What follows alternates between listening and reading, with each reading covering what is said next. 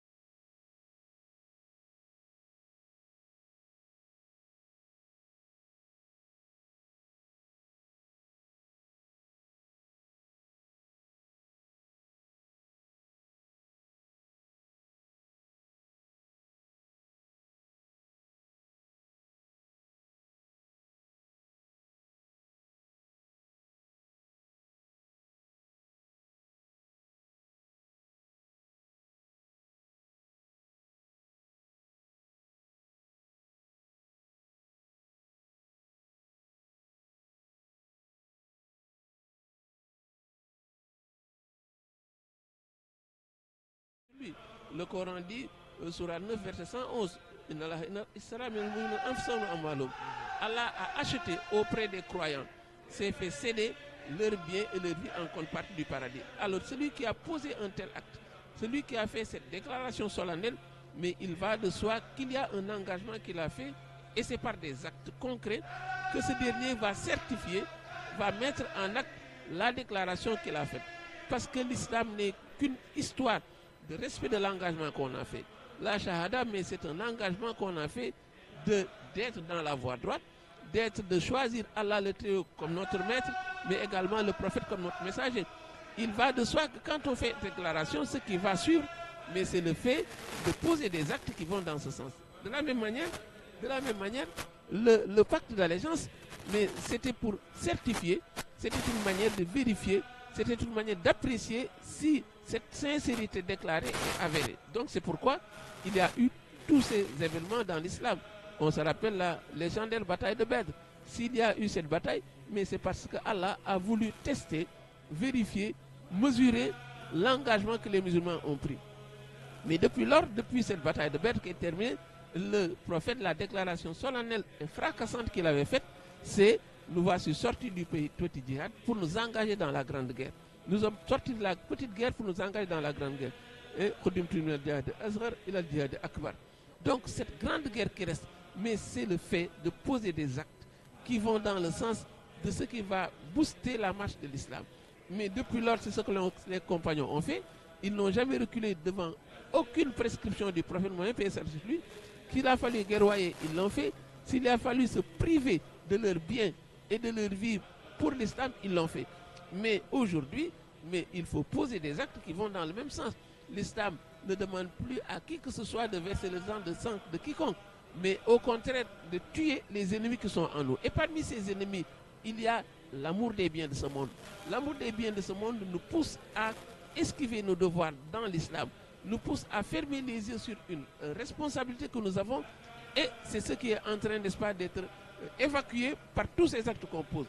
Les vénérés Khalif de Cheikh Khadim, ils sont là comme perpétuateurs, ils sont là comme des continuateurs de cette mission laissée par le vénéré Cheikh Bamba. Parce que la mosquée, il a fallu un engagement fort des disciples pour que cette mosquée puisse sortir de terre. Il a fallu braver la crise, il a fallu braver la guerre mondiale, il a fallu braver tous les avatars qui sont dans cette vie pour pouvoir le faire. Aujourd'hui, mais c'est ce message-là qui est perpétué. Et Serigne Kosso posait un acte très important. Il rappelait que ceux-là qui n'ont pas eu la chance d'être présents le jour de l'inauguration en 1963 de la Grande Mosquée, aujourd'hui, ils peuvent avoir l'opportunité de pouvoir poser des actes pour pouvoir certifier leur engagement vis-à-vis de Cheikh Khadim. Des actes pour engranger les bienfaits que les pionniers avaient eus. Mais c'est tout le sens de cela. Chaque fois, le vénéré Cheikh, le Khalif de Cheikh Khadim, c'est une sorte d'animateur culturel. C'est quelqu'un qui pose des actes pour que les gens puissent engranger les bienfaits. Parce que une chose est de déclarer qu'on est un disciple, mais une autre est de poser des actes qui certifient cela. Et c'est cette occasion-là que le vénéré Cheikh Mouhamadou Mountakha est en train de nous offrir. Puisse Allah lui accorde une très longue vie et une très bonne santé. Allahumma amin. Merci beaucoup Serigne Mansour Seck pour ce rappel par rapport à l'engagement et la mobilisation des disciples mourides auprès des khalifes généraux qui se sont succédés, toujours pour la réalisation des grands projets de la confrérie mouride. Donc ñu leen di fàttali rek ne ñoo ngi fii ci Jumaay Tuubaa ji en direct ci liggéey bi nga xam ne moo jëm ci tegu xeeru njëkk wi lii di liggéey bi yeesalaat Jumaay Tuubaa ji. Gis ngeen taalibe yi murid yi ñu ngi bàyyee ko fu nekk ñëw di teewee li nga xam ne moom moo di jotaay bi, ndax li nga xam ne moom moo di comité d'organisation bi nga xam ne ñoo ŋànk liggéey bi mu jëm rek ci lépp loo xamante ni moom la bis bi laaj ci wàllum bâche yeeg ak yi ci aajowu. Loolu yëpp waajal nañ ko ndax am na ay bâche yoo xam ne aménagé nañ ko ngir permettre taalibe yi di ñëw kenn ku ci nekk boo ñëwee nga mën a toog dal ànd ak sëriñ bi jotaay bi nga xamante ni ñu ko fàttalee rek ci 1932 ba ñuy te xeeru njëkk wi am na ñoo xam ne fekke wuñ ko woon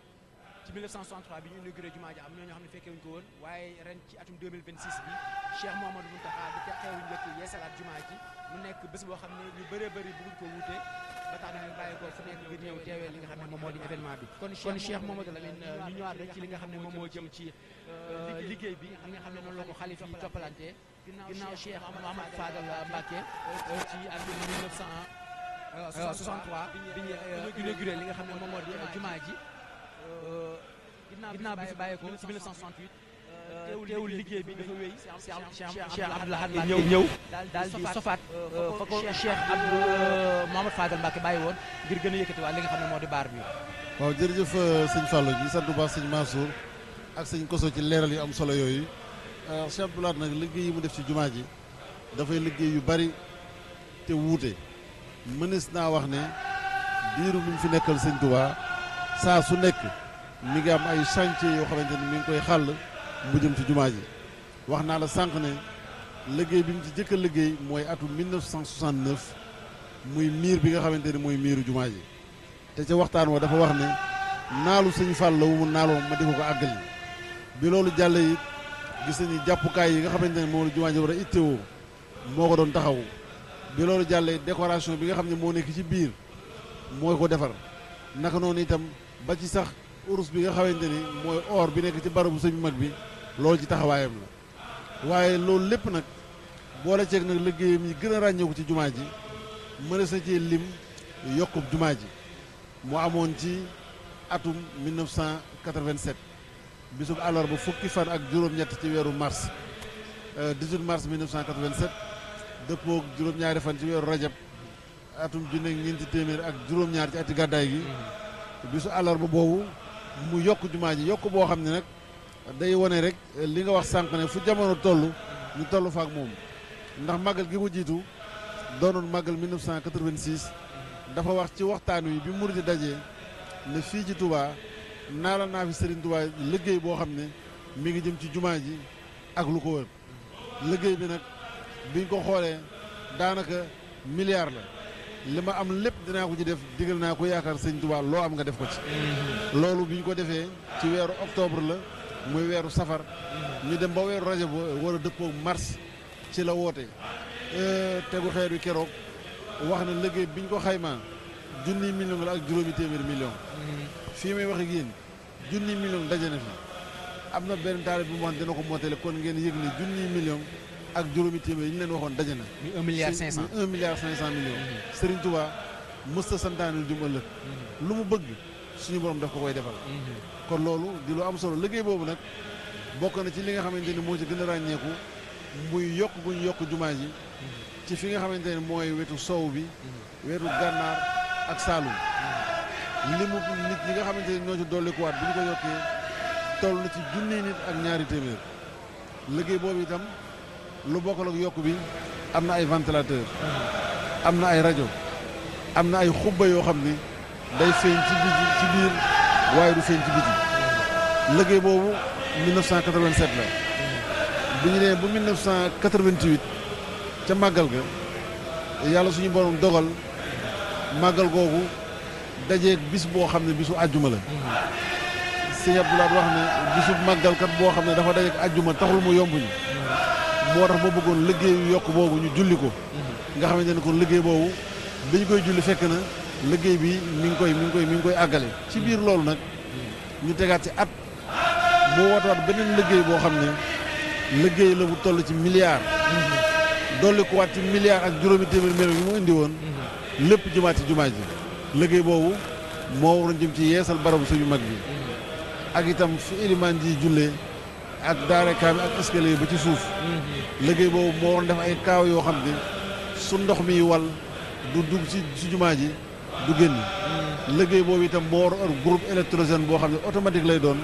nga xam ne saa bu courant coupé bu ñu noddu ci jumaa ji du dog kon liggéey yooyu si Abdou Lahad def na ko fi taalibe yi itam wuy si ko wuy si boo xam ne bu yéeme la ndax boobu bokk na ci yi nga xam ne amoon na ci yitte wax ne dama bëgg jëmmi jumaa ji ñu def ko ne jëmmi nit sang ko moom set wecc sololaat ko mbubb moo xam ne ku ko gis dana xam ne yelloo na ak moom liggéey boobu bi suñu borom dogalee atum 1989 mu wuy ji suñu borom liggéey yi Cheikh Saliou njëkk a def ci jumaa ji mooy mottali liggéey yooyu nga xamante ni Cheikh Abdoul Ahad Mbacké naaloon na ko waaye yaakaar naa ne tey yéenam jooju tey Cheikh Mouhamadou Mountakha jëmmal na ko ndax ku gis maquette bi xam ne jumaa ji lam ca waxoon dañ koo solal mbubb mu yees tàq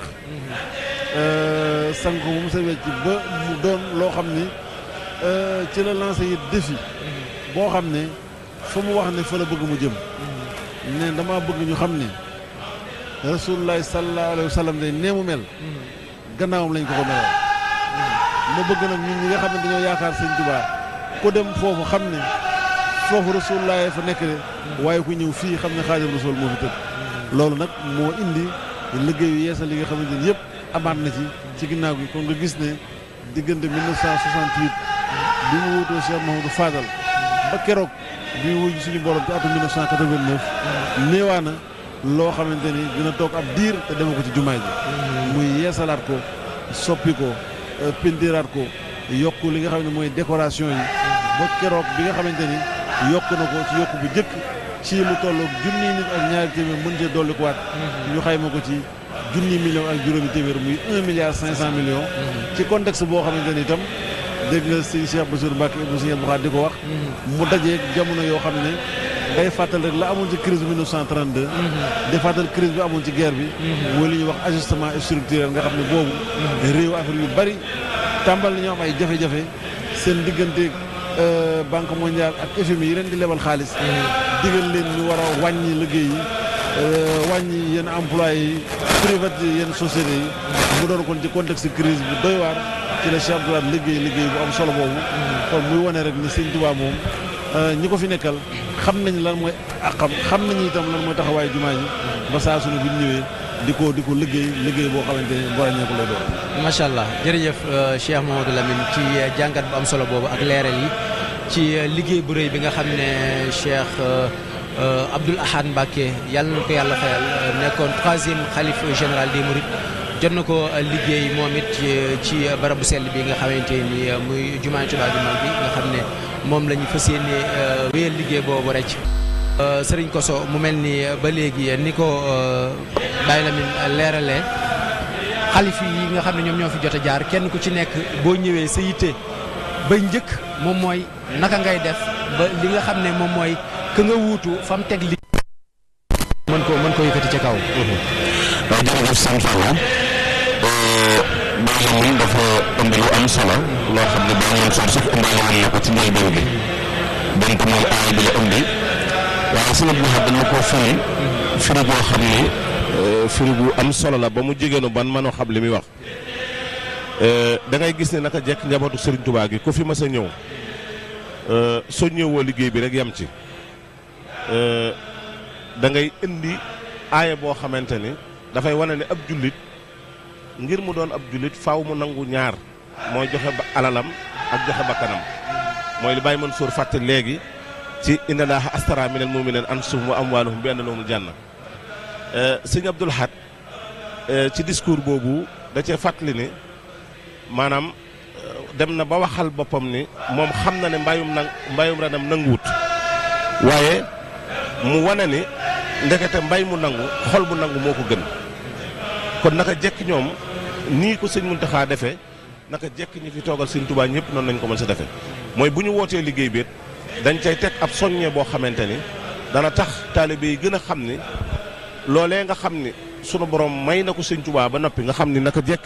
moom sëñ Tuubaa sunu borom da koy may ba pare ni ko ñaanal xam na ni ñaan googee ñun dañ cee war a dugg ci wax fir liman bano bina ahar rafia wax fir liman amarahum bi jamia ak yi ni demee te it muy tabax moo xam ne ba addunay tukki du màbb banaa liyel baaxi binaa an baaxiyaat bi xëyri hat min lil jinaani raaxiyaat muy lu am solo loo xam ni waxtu wu nekk dañ ko war a bàyyi xel te sëñ Lamine rappelé na ko léegi te kenn ku ne ci ñun war koo bàyyi xel gu toll ni maanaam saa suñu wootee liggéey bi sëñ Tuubaa nga jàppale tey rek nga ci war a jariñu mooy la nga am lépp nga joxe ko ndax ñoom kenn ku ci nekk kenn ku xam nga kii def maanaam di natt boppam bay wax ni xam na ni kon moom mbayam nanguwut waaye wóor na ko ni kon lim am lépp da koy def ci liggéey bi sëñ Tuubaa bi kooko soññee na ci anfusahum wa amwaaluhum sëñ Laat nag lam ca teg dafa wax ni lanu wutaleeg saxaaba yi ñoom dañ leen a laaj alal ñu joxe ko ñu tóorit seen deret ñun nag sunu jaayante jëm sunu giru dund daan nit nag lu mu jaay te yaakaar a jot te njëgg loolu moomatu ko moomatu nu suñu bakkan moomatu nu suñu alal kon lépp nañ ko jox Sëñ Tuubaa loolu di lu am solo loo xam ne waxtu ne dañ koy war di fàttaliku war di ko fàttalente suñu biir ngir liggéey Sëñ Tuubaa bu ñëw rek day daal di mën a yomb ci ñun sëñ Fallou. jërëjëf Serigne Kosso Seye ci jàngat bu am solo bi nga xam ne def nga ko mu jëm ci liggéey bi nga xamante ni Serigne Abdou Lahad Mbacké amal na ko fii ci nekk liggéey bu rëy boo xam ne ñu ko fàttalee sànq rek saa su nekk xalif yi nga xam ne ñoom ñoo fi jot a jaar kenn ku ci nekk def nga ci lu rëy loo xamante ni taarix bind na ko waaye mbokki téléspectateurs yi ñu fàttali rek ne ñu ngi ci jotaay bi nga xamante ni ci la ñuy teg xeeru njëkk li nga xam ne moom moo di liggéey bu rëy bi nga xam ne moom lañ fas yéene ànd ak Cheikh Mouhamadoul Mountakha Mbacké di xalif général des Mourides mu jëm ci yeesalaat jumaay Touba ju mag ji ñu ngi ci jotaay bi Serigne Madické Niang nekk ancien ministre nekk talibé Serigne Touba monsieur le ministre tey nga teew ci bés boo xam ne c'est une date historique boo xam ne yoonu murit da ciy des ndax 1932 bi ñuy teg xeeru njëkk jumaa ji ca Cheikh Mouhamadoul Moustapha am na ñu bëree bëri amuloon chance mun ko teewee waaye tey ci 2026 ci le 19 mars bi Cheikh Mouhamadoul Mountakha ñu am tawféexu fekk jotaay bi nga xamante ni ci la ñuy teg xeeru njëkk liggéey yeesalu jumaa ji ban jàngat ngay def ci taxawaayu sëriñ bi. waaw li may jëkk def rek mooy sant borom bi julli si yonent bi sallallahu alayhi wa sallam sant Cheikhul Khadim lim nu may waaye sant Cheikh Mountakha mooy ki nu dimbali ndax kat tey am nañu chance def la nga xam ni mag ñi ñoo ko defoon si wattu Cheikh Mouhamadou Moustapha si wattu Cheikh Mouhamadou Fadel si wattu sëñ Abdou Lahad ak si wattu njabootu sëñ Touba yépp mooy dugal sunu loxo si liggéeyu jumaa ji su na ko yàlla defalee danoo sant bu baax a baax jumaa ji bi mu paree dafa taaru ba àddina bi yëpp di ko wax am na benn kilifa boo xam ni su ma juumul imaamu Màkka la bi mu ñëwee fii si jumaa ji bi mu génnee lu mu wax mooy fii de yàlla mi ngi fi ndax ku seet jumaa ji ni mu mel alal yi si dugg seet waa dëkk bi seet dëkk bi ni mu tëddee nga xam ne ñii li nu am te mu gën ëpp solo seen àddina jox nañ ko sunu boroom sëñ Mountakha nag loolu lay wut si liggéey bi na jumaa ja meloon ci jamono ji nga xam ni le 7 juin 1963 nu koy inauguré bëgg na tey lépp beesaat lépp gën dëgër lépp gën taaru ndax yëfu sëñ Touba dafa nekk loo xam ni day gën jëm kanam moo tax lu jumaa jooju rafet tey bëgg nañu jumaa ju ko gën rafet jumaa joo xam day am xar kanamam dafay feeñal jumaa Médine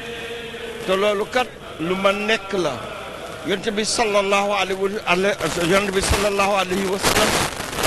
nekk Médine Cheikhul Khadim nekk fii Touba te jumaa Cheikhul Khadim di nuru jumaa rasulullahi sallallahu alayhi wa sallam kon loolu kat loolu rekk man nekk loolu la ñu sëñ Mountakha bëggal moo tax ñun ñëpp wax nañu waxuma sunu jullee waaye wax nañu waxtu noo sunu xel dem na ci Cheikh Mountakha ñu ñaanal ko liggéey bii mu songu tey mu àggale ko ak jàmm ba ñëw jullee ko na Cheikh Mouhamad defoon loolu nag buñ si xeex benn ñaan te jar nañu sukk ci kanamu Cheikhul Khadim daagaan ko ni Cheikh Mountakha mu àggale jumaa ji ba sumb yeneen i liggéey Cheikh Mountakha dafa doon ndamul islam bi wane na ko tey wane na ko démb li mu doxale dundam yëpp tey feeñ na ndax tey si moom ñëpp nangul nañu sëñ Touba si Cheikh Mountakha Mbacké kon nag liggéey bi alhamdulilah am nañ si yaakaar bu mat sëkk macha allah monsieur le ministre mu mel ni sëriñ bi lépp loo xam ne mu ngi koy nos rek dana xool ñoo xamante ni seen xam-xam màcc na ci wàllu wa mu ànd ak ñoom liggéey bu ni mel dafa mel ni tamit loolee doxalee na ko tamit ci liggéey bi nga xam ne moom la sóobu. waaw sëñ bi bi mu wooloo commission bi bi mu koy samp moom moo waxal boppam xam naa bu baax li may def alhamdulilah bi mu si boolee te liggéey bi aw na doon boo xam ne am na jamono yoo xam ne yàkkamti nañ ko bu baax a baax ci soññee waaye li nu bëggoon mooy lépp jaar yoon moo doon ñu jëkk xam jumaa jeen fi fekk si wàllu dëgër ak si wàllu composante d'un bâtiment nga xool jumaa ji nan la bindoo tey sëñ Mountakha def na loo xam ni ëllëg ku soxla laal bant si jumaa ji daa am les documents techniques yi lay permettre nga def ko jógewuñu foofu études yi pare nu jël architecte yi nga xam ne ñoo gën a rëy si àddina bi ñoo gën kawe architecte yooyu ñoo def yokku Màkka ñoo def yokku jumaa Médine kon loolu yëpp nu mooy sunu liggéey bu nu paree ñu lancé appel d'offre tànn ki nga xam ni moom la ñu gën wóolu ni mën na def liggéey bi ñu def ak moom liggéey bi.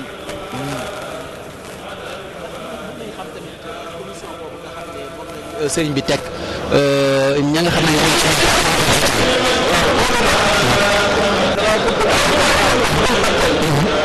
sëriñ bi dafa sëñ Bass mi nga xam ni moom la ñu booleel muy suñu kilifa mi ngi seet benn jamono joo xam ni daf noo dajale ñu ñëpp présenté dul moom boppam ku nekk mu présenté la Mouridi ba pare wax liggéey bi nu def ku nekk mën si dugal sa kàddu moo tax xam naa bu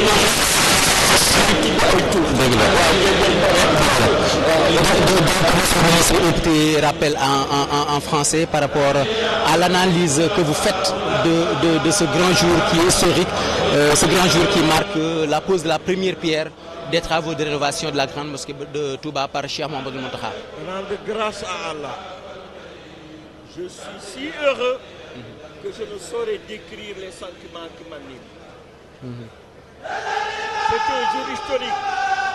et qu'Allah nous permette de pouvoir y participer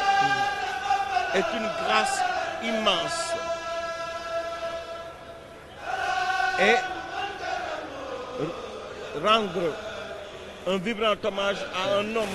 vaillant, un homme qui a dédié toute sa vie à Cheikh Khadim, Cheikh Mountakha. C'est lui qui nous permet aujourd'hui de pouvoir apporter notre petite pierre à la réalisation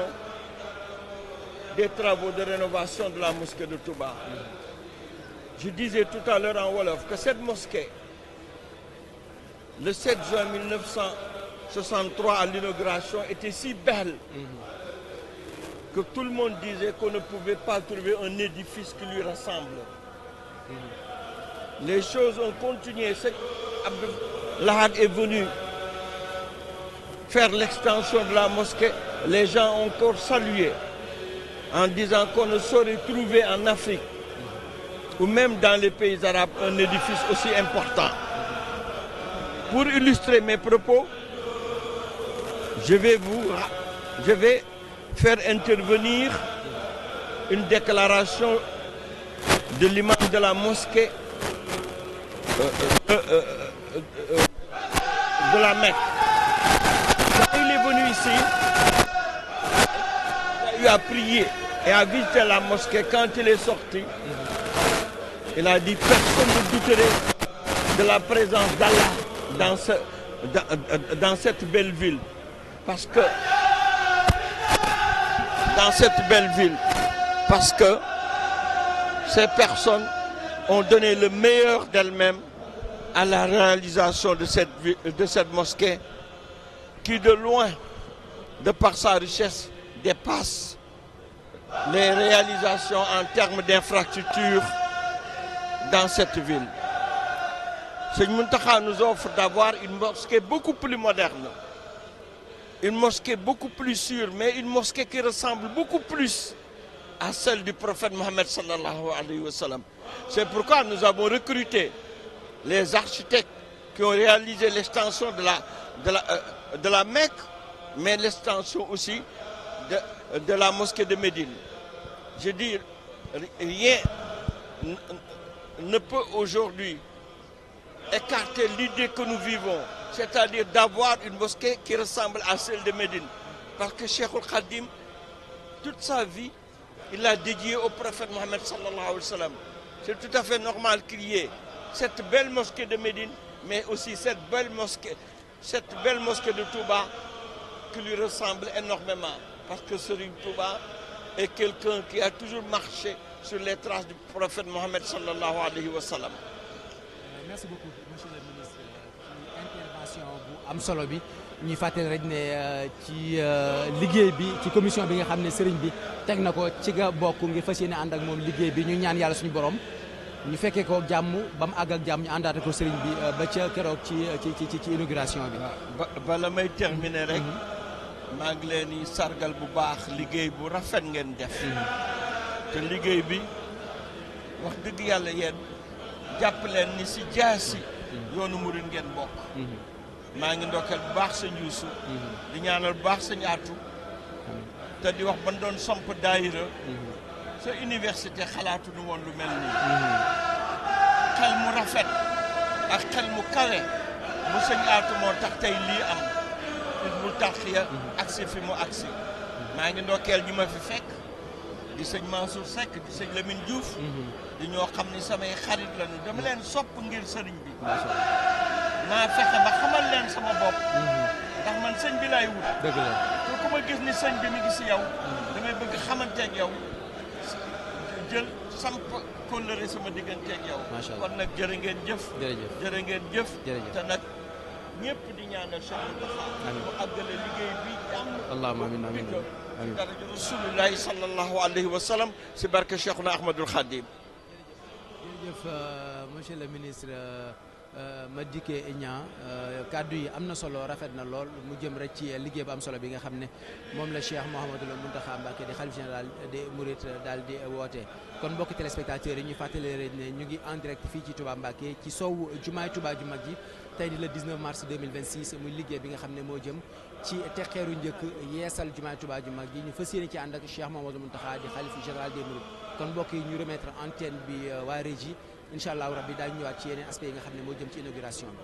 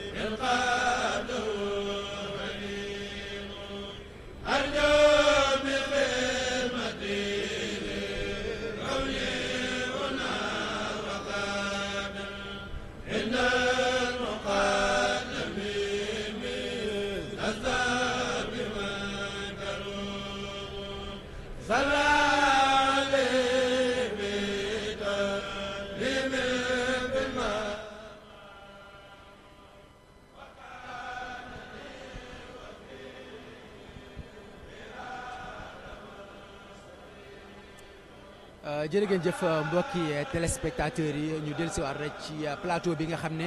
moom la ñu ànd ak yéen fii ci Touba Mbacké en direct ci grande mosquée bi ci bis bi nga xam ne bis bu am solo la muy tegu xeeru njëkk ni koy fàttalee saa su nekk liggéey bi nga xam ne mu jëm ci yeesalaat jumaay Touba jumaa ji nga xam ne projet bu mag la buñ fas yéene ànd ak xalifa général des mourides di Cheikh Mouhamadoul Mountakha Mbacké mbokk yi ñi nga xam ne ñoom ñoo di kilifa yi ñu ngi tàmbalee ñëw bu baax a baax fi nga xam ne fi la ñuy amalee tegu xeer wi ci bâche bi waaye yeneen bâche yi nga xam ne aménagé nañ ko ngir permettre mboolem taalibe yi nga xam ne ñu ngi ñëw kenn ku ci nekk mën a dund li nga xam ne moom moo di événement bi ba tax na fi mu toll nii sowu jumaa ji fees na dell ndax kenn bugg koo wuute mu nekk bis bu historique ñu am ci jotaay bi kenn ci kilifa yi nga xamante ni bokk na ci ñi Cheikh Mouhamadoul Mountakha Mbacké tànn muy commission boo xam ne moom la mettre en place ngir ñu taxaw li nga xam ne moom moo di liggéey bu rëy bi muy ay boromi xam-xam muy Pape Fall ami boutique mu nekk koo xamante ni kenn dootu ko présenté sëñ Pape mu mel ni bokk nga ci kilifa yi nga xam ne sëriñ bi tànn nañ la ngir nga bokk ci liggéey bu mag bi nga xam ne moo jëm ci yeesal jumaay Touba ju mag ji ban jàngat ngay def ci liggéey bi ak naka ngeen ko fas yéene ànd ak sëriñ bi.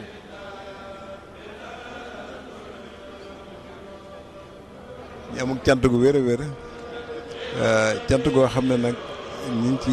jiital ku tedd ki Sëriñ Mountakha Bachir ñu ñaan mu yàgg fi lool te ànd ak wér liggéey bu màgg bu sell bu kawe bi mu jël ñu boole ñu ci dañ koy rafetlu bëggee ko waaye xam ne ne du suñu mérite buñ ci amee mérite mooy dañoo nekk taalibu Xaadimu Rasuul loolu lañ jàpp ne moo ko waral liggéey bi nag liggéey bu yaatu la ñi ñu boole dénk leen ñu saytu ko yàlla dogal mu boole ma ci fas nañ yéene taxaw ci taxawaay ba gën a sell ba gën a rafet ba gën a kawe ba lépp mel lu kawe njortu ñëpp béréb bi moom kuñ ci boole sant yàlla ndaxte maam ya fi nekkoon doon ci laal bu doon sa aw xeer lañ ci jëloon ba jëm yàlla tey jëlee ñu ngi leen di waxtaane seeni sët ba nga xam ne li ma njëkk wax rek mooy daal bépp taalibe bépp jullit néegub yàlla bu koy bi nga xam ne bi Xaadimu Rasuul suñu borom moo ko defal bu la ci kenn man wala la nga ci man na nga ko ci def xam ne loo ci def defaal nga ci ñëla jiitu woon te dem ak ñi nga bokkal jamono ak ñee ñëw liggéey bi nag moom du jeex te yaakaar naa ne fii ak téeméeri at sëdd yi ak sëtaat yi danañ nekk naan suñ maam yi day lii ñoo ko defoon moom la ñu yeesalaat kon nag ci bisub tey bii mënuñu def lu dul wax ne du ñëwee fekk fi suñu xarit yi suñu magi taalibe ak su rakk taalibe bi ñu wax Hizbut Tarqiyyah nga xam ne man yéen damay wax ne nekku leen ku nit war a jàppale yéen ànd ak yéen jàpp ci seen liggéey dama jàpp ne warteef la ci bépp taalibe ndaxte liggéey bi nga xam ne bii de moom nga ko liggéey ci suñu dëkk bu tedd bu sell bi kawe na njort ñu bëree bëri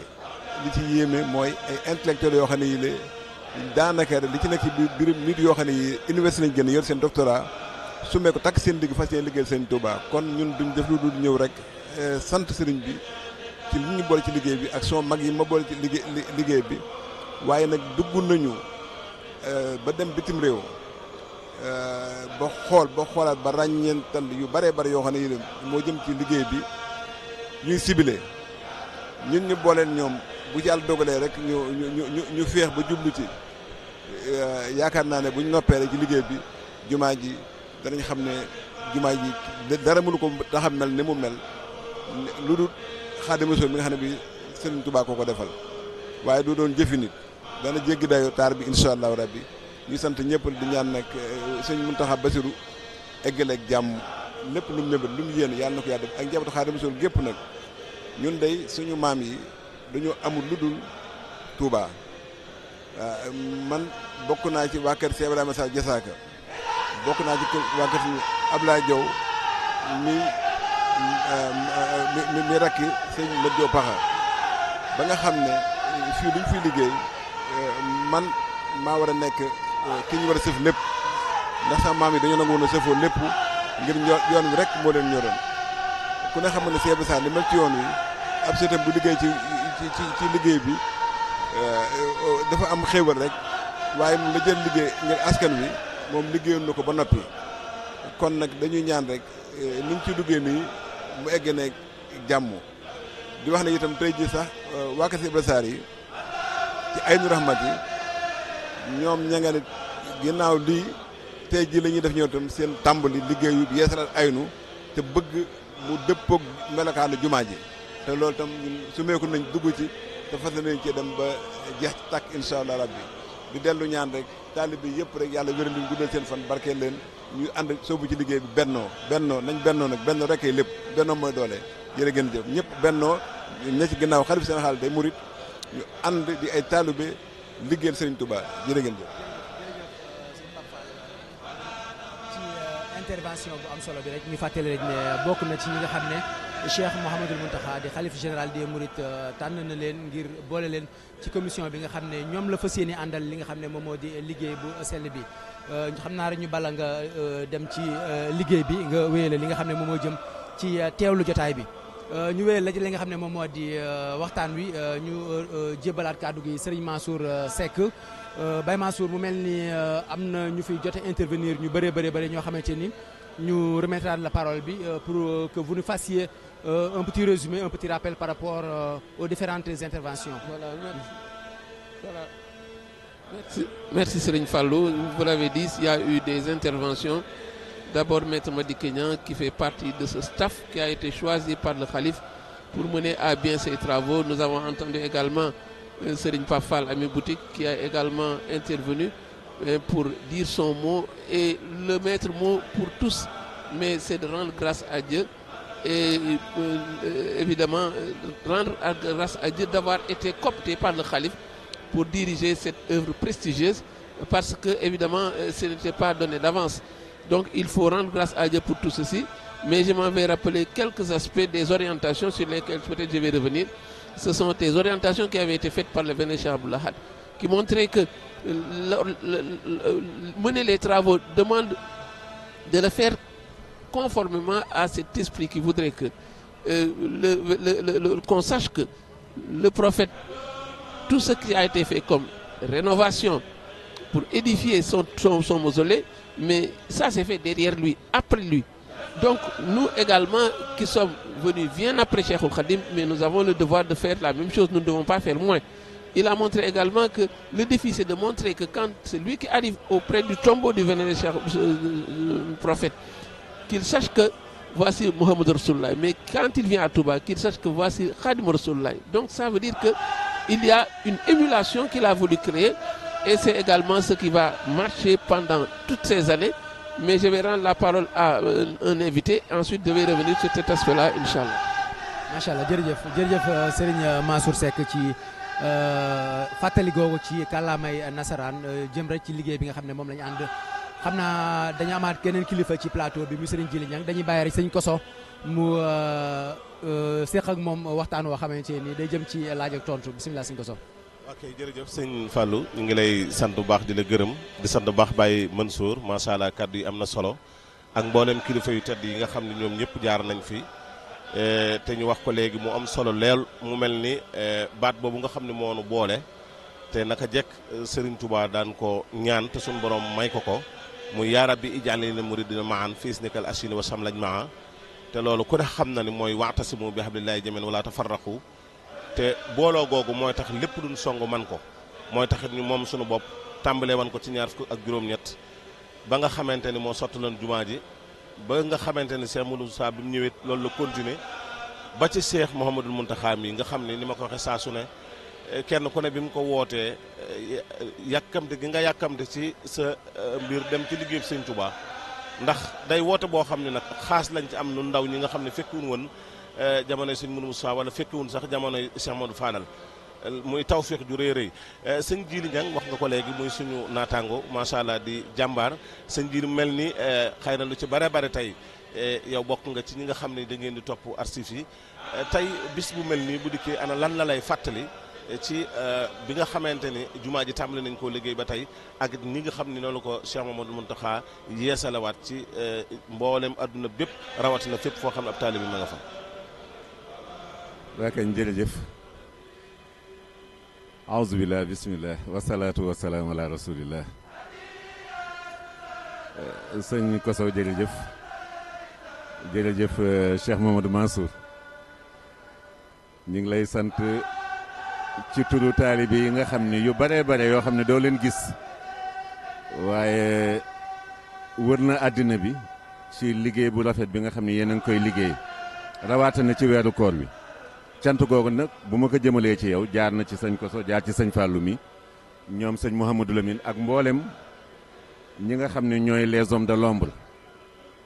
liggéey bi rafet na trop ñu ngi ñaan ay ati at ñu ànd ko barke Cheikhul Khadim ni nga ko waxee nag tey bésu cant la waaye bésu jaayante la itam bésu jaayante la bésu tawféex la cant gi mooy am tawféexu liggéey bu toll nii nga xam ni liggéey bu ñoroon sëriñ bi la muy bërëb bii juñu nga ko léegi mu wooteeloon ko boppam ndax ndigalu sunu borom bi mu ci amoon sunu borom may ko mu wax ni moo ko may malaaka yi dikk bëgg ko defal mu gàntal leen jinne yi dikk bëgg ko defal mu gàntal leen ni leen dama am njaboot bëgg bu ëllëgee ñu jëriñu.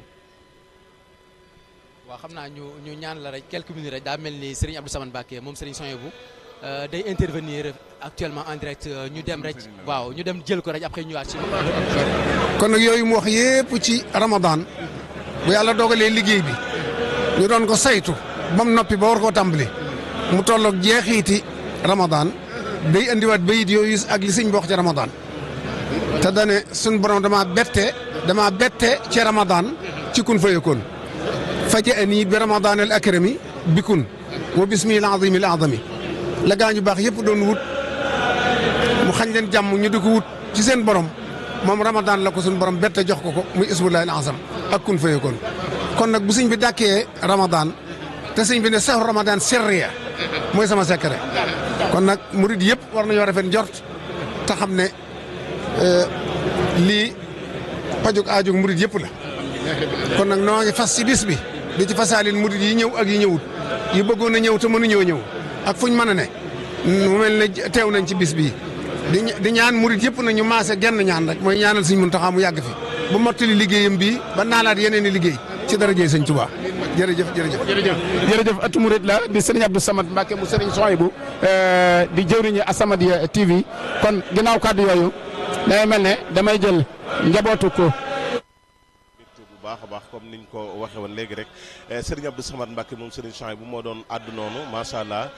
comme niñ ko waxee woon rek yaakaar naa tey mboolem kilifa yëpp tey kilifa yoonu murid yëpp àndandoo nan mboolem li ko tàmbalee ci buntu kër Cheikh Modou Moustapha ba ci buntu kër Cheikh Mouhamadul Mourtada amul kenn koo xam ne manqué na noonu ngeen ko gisee mboolem kilifa yëpp ñëw nañ teewe si jotaay bu tedd bi di xaar ki nga xam ne mooy Cheikh Mouhamadul Mountakha macha allah muy lu am solo xam naa kon. damay delluwaat rek ci sëñ Jili incha allahu taala mu daal di wéyal fi nga xam ne fi la yaman. waa kañ jërëjëf sëñ Koso waaye jërëjëf itam sëñ Abdou Samad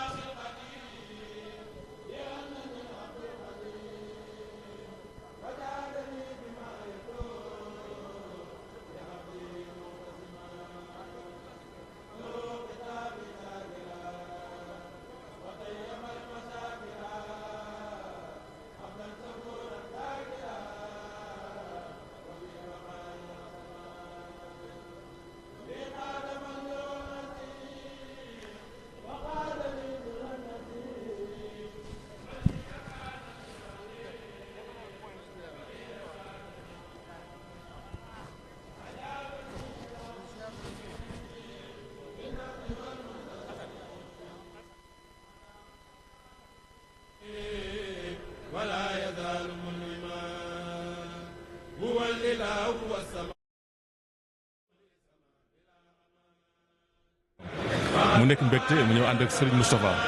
mi nga xam ne mooy jëwriñu Cheikh Mouhamadou Lamine Bara ñu ànd ak njabootu Cheikh Moustapha al Karim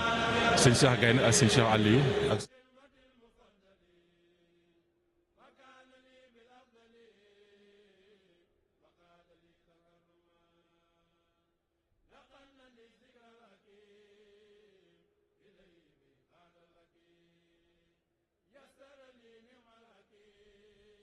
Xaadir Cheikh Mouhamadou Lamine Bara ba Cheikh Sidi Makhtar mi nga xam ne tey moo doon def ñaari sóoróor yi nga xam ne am na lu mu ci yéene woon ngir wodd ko te tey woddaange googu dafa mel ni moom la Cheikh Mouhamadou Mountakha indi tey kon ñu am ci mbégte ak figuré tey sant yàlla bu baax a baax tey wax Cheikh Mouhamadou Mountakha ni wàccoo naag ñëpp nag xel yi ñëpp dal na ci moom sëñ bi xelam dal na ci moom te wàcc na ndax wax dëgg yàlla lii mu liggéey sëñ bi ci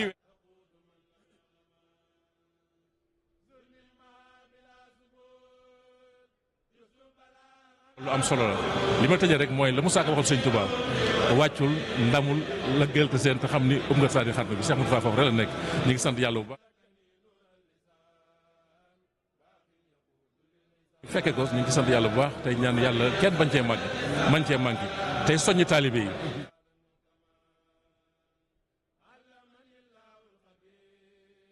bañ cee man kenn ndax liggéeyu sëriñ la sëñ Fallou waxoon ni sëñ Tuubaa ko waxoon ni ku ci feeñ di nga feeñ àddina di nga feeñ àllaaxira ku ci man di nga man fii di nga man fële loolu Cheikh Fallou waxoon kon nag mi ngi noonu taalibe yaa nga ko nawet baa ngi na ñëpp ji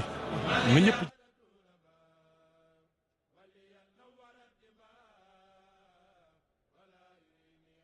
kon ñu ngi ci woo taalibe yëpp ñu ñëwaat ci loolu incha allah jërëjëf jërëjëf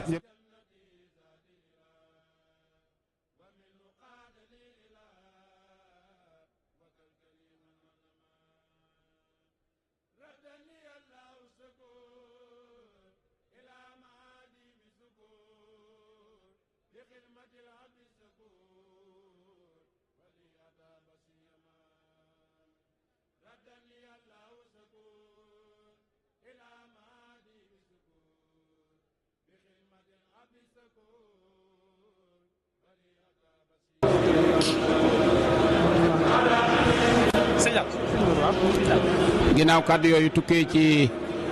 njabootuk Cheikh Mouhamadou Moustapha jaar ci Cheikh Mouhamadou Lamine dañuy jàkkaarloo ak waa Daaru Khoudoss wala waa Daaru Mooti kàddu yi ba xam dana bàyyi ko ci sëñ Bachirou Mbacke mu sëñ Abdou Khoudoss ñu jël kàddu yi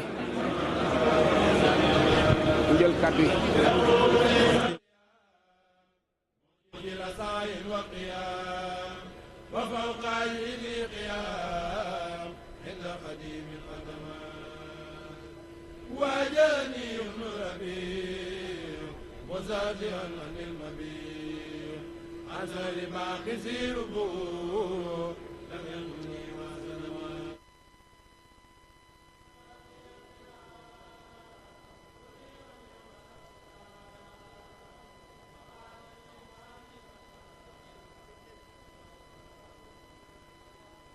waaw kañ jërëjëf sëñ Fallou Galass Sylla ci kilifa yooyu nga xam ni indi nañu seeni kàddu ñu dellu si waat rek ci fi ñu tolloon Cheikh Mouhamadou Lamine Diouf fekk si nañu moom it ci jataay bi sëñ Fallou ni ma ko doon waxee léegi rek ni bésu cant la ndax am tawféex gi nga xam ni moom lañ sunu borom defal ba ñu fekkee bés bi ndax sëriñ bi moo ko wooteeloon boppam gannaaw bi ko sunu borom mayee moo ci jëkk soññeel boppam itam moo ci jëkk teeb bi aw sas itam muy ñaar fukk ak juróom-ñett yi bi yàlla dogalee Cheikh Mamadou Moustapha wuutu ko itam dañ na ci lu nekk ñu ngi fàttaliku sëñ Touba Cheikh Abdoulaye ci boppam nettali nañu ninu sëñ Modou Moustapha jàmbaar ju nekk njom ju nekk def na ko ci liggéey bi bu du woon guerre bi fi doxoon diggante 39 ak 45 liggéey bi bu yeggul itam dana sore lool. Cheikh Mamadou Fadal ñëw bi mu ñëwee fekk na it moom sàkku woon na ci sëriñ bi liggéey bu ràññu ko bu mu ko liggéeyal sëriñ bi xamaloon ko ni que liggéeyu jumaa jaa ngi noonu ku ñëw na la ca fekk kuy dem na la ca bàyyi nga xam ni da ko tàmbale woon ca xeeru ndokk ya ba nii nga xamee ni moo tax mu daan wax naan xeer wu jëkk wi man la xeer wu mujj it man la ndax 7 juin 1963 moom moo ko inauguré jataayu tey bii nag dafa am kàddu gu mu waxoon ca inauguration bi jataayu tey bii day gën a firi kàddu googu ndax dañu woon seen yaxu jumaa ngoog jamono ni toll ñu tollal ko fi bu ëllëgee nag mbub mu leen neex solal kon mu mel na solal mbubb yooyu moom moo demoon ba bi ko sëñ Touba Cheikh Abdou Lahad wuutoo yamul ci solalaat ko mbubb waaye da cee boole yokk ko ni daa am yéene liy julli ci biir lu di toll di julliwaat itam ci yokk bi ba tey solal mbubb moomu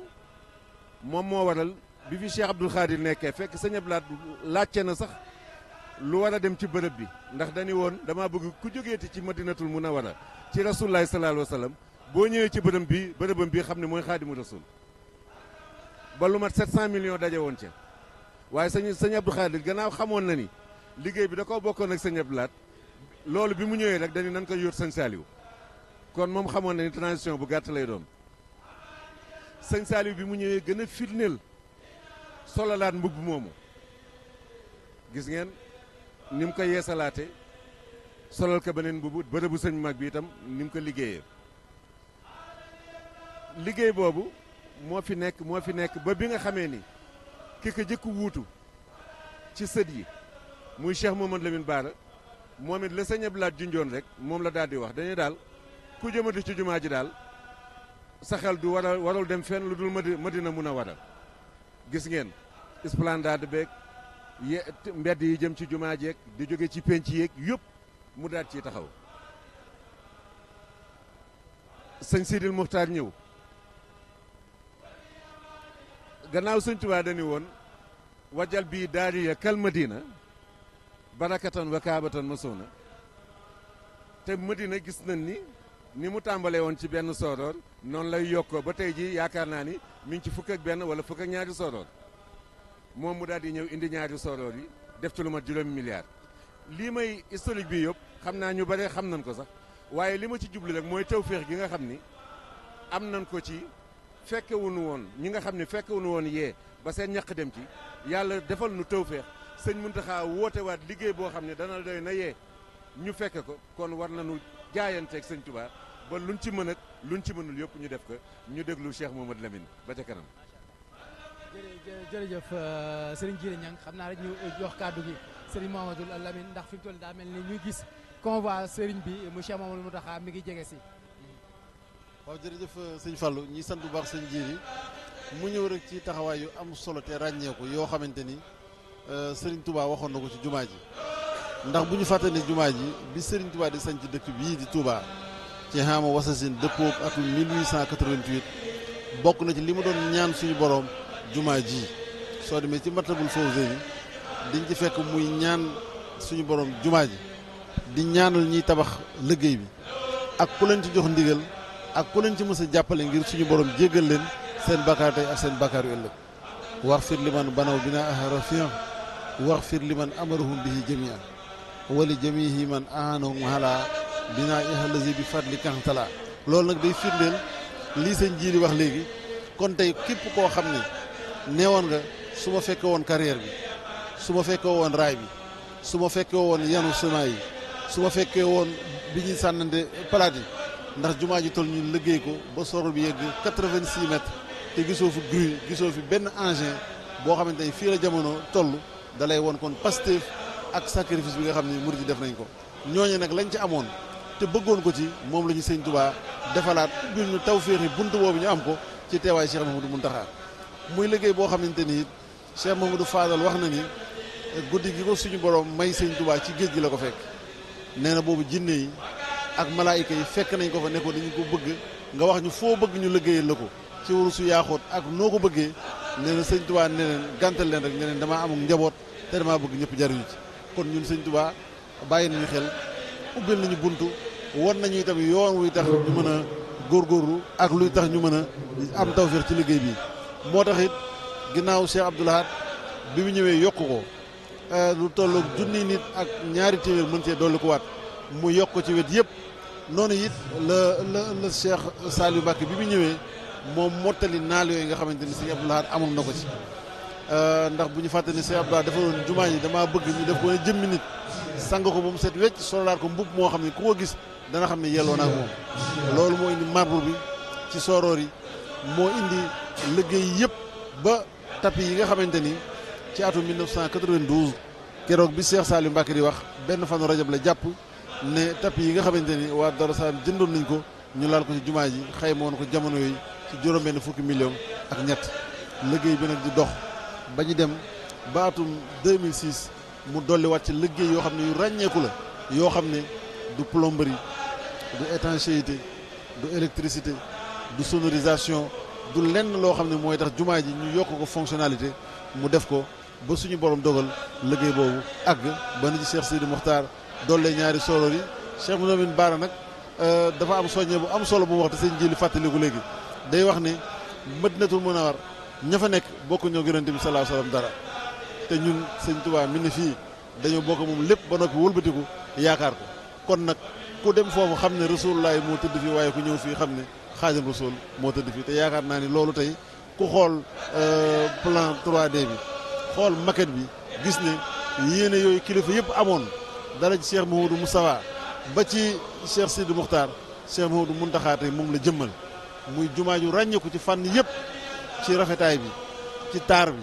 ci dëppoo geeg jamono ci modernité bi ak itam loo xam ne tey ku fi ñëw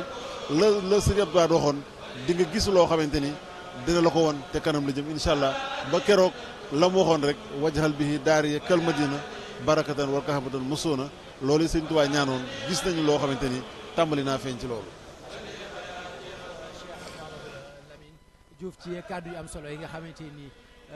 ñëwaat nga ci rek muy jëm ci contexte ak jamono yi nga xamante ni sang bu mag bi mu Cheikh Khadim taxawal na li nga xam ne moom moo di jumaa ji te saa su nekk taalibe di ci wane Pastef ànd koog mboolem kilifa yi Baye Mansour nous assistons à l'arrivée du khalife général des mourides Cheikh Mouhamadoul Mountakha. Merci Sëñ Fallou. Donc je m'en vais essayer de faire une synthèse sur ces éléments que Serigne Lamine a amenés, des éléments qui sont très très symboliques, très significatifs, et il est bon de les rappeler parce qu'à la base de cette construction de la grande mosquée, il y a un ensemble de symboles et cela ne fait que traduire ce pacte qui nous lie à Allah le Très-Haut, ce pacte qui nous lie au prophète Mohammed, paix et salut sur lui, et au pacte qui nous lie au vénéré Cheikh Ahmadou Bamba, parce que le tronc commun que nous avons tous, c'est d'être des disciples de Cheikh Khadim, c'est d'être des esclaves d'Allah, et nous qui avons prêté serment, qui avons déclaré notre foi, mais il va sans dire que chaque fois que le Coran dit ceux-là qui croient, mais est toujours ponctué par ceux-là qui font des œuvres pies. Et œuvrer dans cette voie est central, et c'est pourquoi le Khalif ne cesse de nous donner des opportunités d'œuvrer, d'agir pour certifier cette foi que nous avons. Serigne Lamine a rappelé cette chance que ceux-là qui étaient présents le jour de l'inauguration de la grande mosquée avaient eu. Mais cette chance n'est pas perdue, parce que l'islam n'est pas cette porte qui se ferme avec le prophète Mohammed. Le Coran disait ceux-là qui les ont suivis dans leur bonne action, et cette bonne action c'est le fait de perpétuer l'œuvre laissée par le vénéré Cheikh Abdoul Ahad. Le vénéré Cheikh Abdoul Ahad Mbacké a fait de nombreux enseignants sur cette mosquée, cette grande mosquée. Il rappelait d'abord que c'était une des préoccupations, une des dernières volontés, un des derniers vœux du vénéré Cheikh Ahmadou Bamba. C'était la construction de cette grande mosquée. Et c'est parti d'une simple anecdote d'un petit quiproquo qu'il y a eu entre l'administration coloniale et le vénéré Cheikh Ahmadou Bamba, qui avait édifié une mosquée de fortune lors de sa déportation au Gabon. Et on se rappelle qu'un membre de la faction coloniale est venu balayer d'un revers de main cette mosquée de fortune,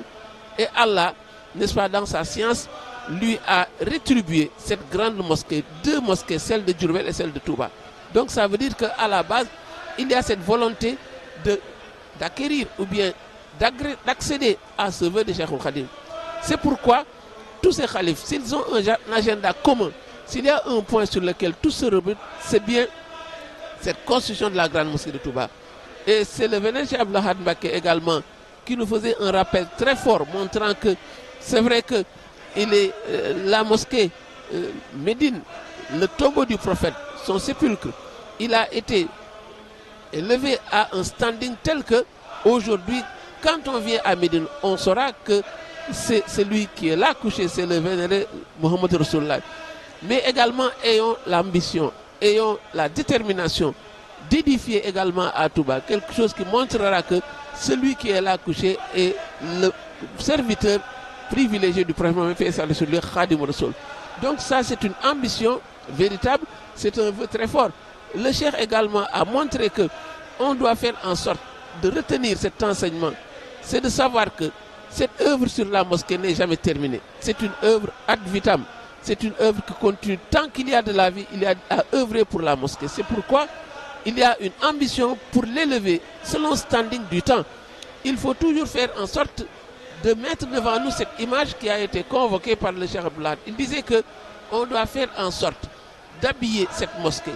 comme si elle avait un habit vétuste. Chaque fois, faire en sorte de le remplacer par des habits neufs.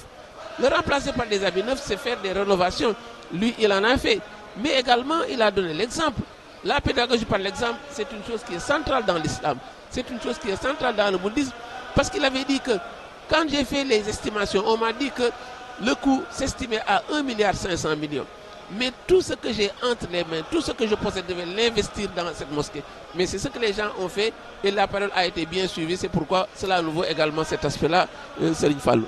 Merci beaucoup Serigne Mansour Seck pour cette belle analyse et ce grand rappel historique. Donc mbokki téléspectateurs yi ñu fàttali rek ne ñu ngi fii ci jotaay bu am solo bi nga xam ne ñu ko ànd ak yéen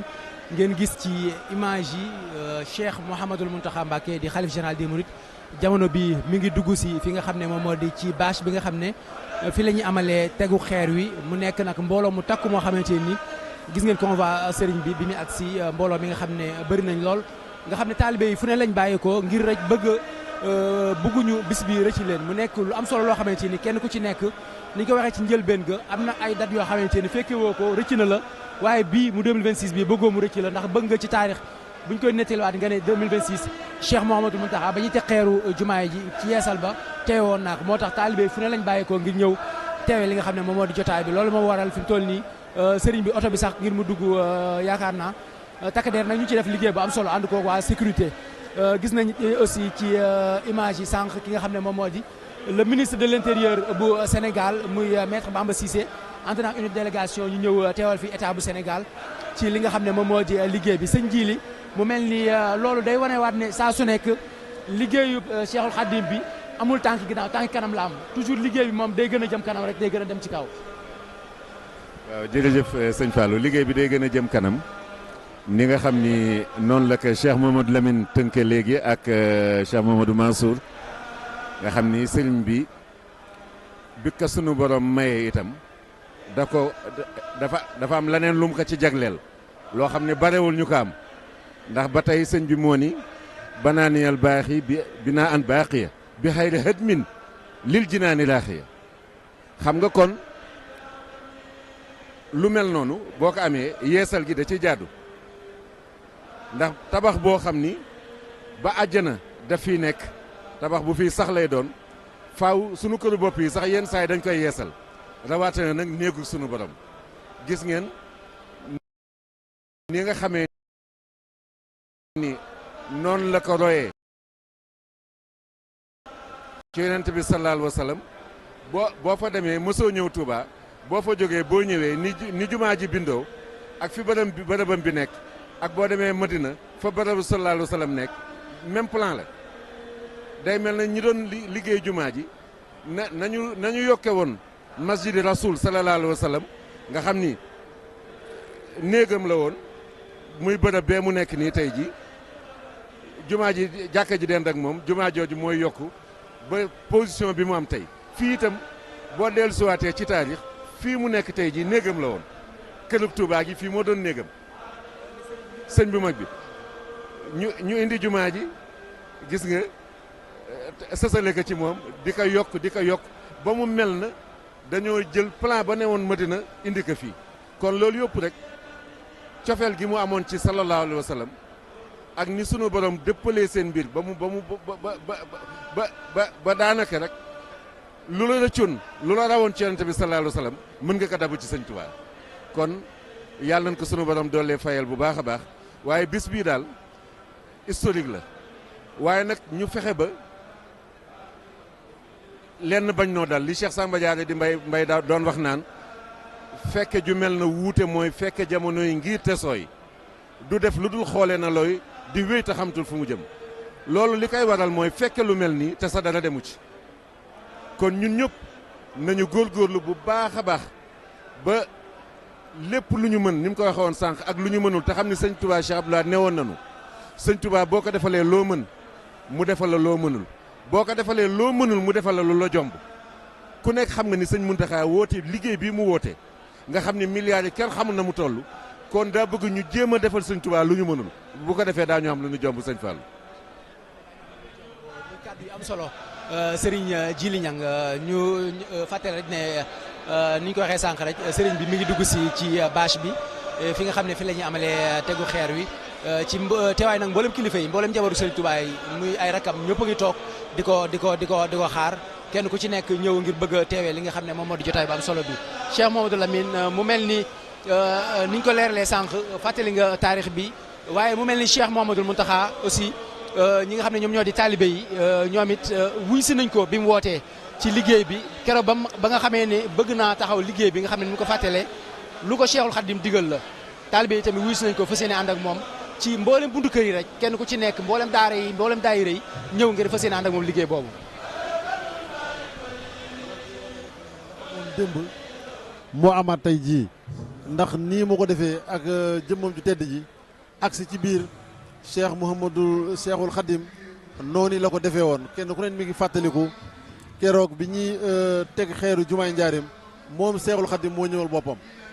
sëñ Mouhamed Lamine Diop Dagana nee na dañ koo defal échelle boo xam ne moo wàcc ba ci biir fondation bi xeer bi ñuy jël moo ko jël tegal ko boppam jàng aay yu sellee wa iz rafa'naa Ibrahima qawaa'iida mina al-bayti wa Ismaayil loolu bi mu ko defee julli ñaari rakk muy lu solennel loo xamante ni tey Cheikh Mouhamadou Mountakha jéego yooyu la defaat tey kenn ku nekkoon di fàttaliku ne bis bii mu woote di ci liggéeyal sëñ Touba kenn jiituwu ko ci mu defee ko it ak engagement boo xam ne keroog bi muy wax dafa ni su fekkoon benn milliard la ñu am te liggéey bi doon téeméeri milliard dañ ko ci dawal wëlbatiku lu ñu am ñu def ko ci tey jii nag fan la ñu toll dañoo wax ne ñun dañoo jaayanteeg sëñ Touba jox ko suñuy bakkan jox ko suñuy alal loolu war naa feeñ ci lii Cheikh Mouhamadou Mountakha woote te yaakaar naa ku gis bi mu joxee ndigale ak léegi doo toog weer wala semaine wala bis boo xamante ni déggoo kër gu mag ci yoonu murit wala nga dégg njabootu seex bu mag ci yoonu murit takk lim bu takku ci ay millions ba ci ay milliards ñëw indil ko bokki taalibe yi daayira yi ñu bokk muy marché yi